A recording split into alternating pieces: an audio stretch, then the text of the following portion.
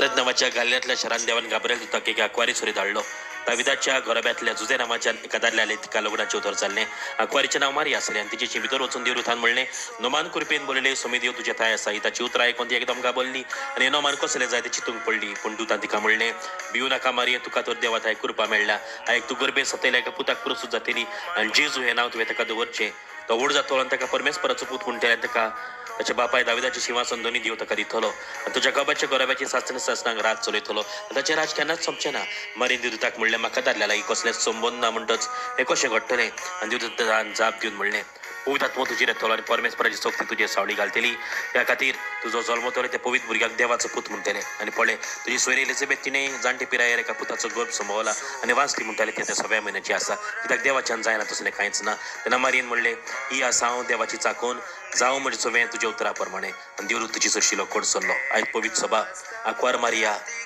राणी केली ही परब समारंभ वैभा भयणानो तिने देवाची खुशी केली ही आसा सुरेशपरीत चाकून आणि ही ताणी जिव्यातून पाळली स्वर्गार तिका उबारतोच देवान तिका स्वर्गारी राणी केली.